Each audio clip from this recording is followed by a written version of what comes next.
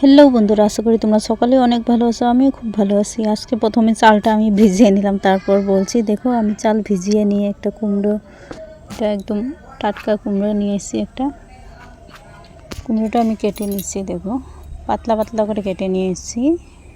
এবার আমি ভালো করে জল দিয়ে ধুয়ে নেব কুমড়োটা। দেখো আমি চালটা ভিজানো অনেক সময় হয়ে গিয়েছে। এবার চালটা আমি বেটে নিচ্ছি শিলপাটায়। চালটা বাটা হয়ে গিয়েছে দেখো। এবার আমি একটা বাটিতে নিয়ে নেব চালগুলো। এবার চালের গুঁড়োর মধ্যে নুন, হলুদ, লবণ, জল দিয়ে অল্প পাতলা করে গুলিয়ে নিয়েছি। এবার ধুয়ে রাখা কুমড়োগুলো দিয়ে দিলাম। এবার কড়াই বসিয়ে দিয়েছি, কড়াইটা গরম হয়ে গিয়েছে। কড়াইয়ের মধ্যে দিয়ে দিলাম তেল। এবার আমি ভেজে নেব বড়াগুলো। দেখো এভাবে ডুবিয়ে ডুবিয়ে ভেজে নিচ্ছি।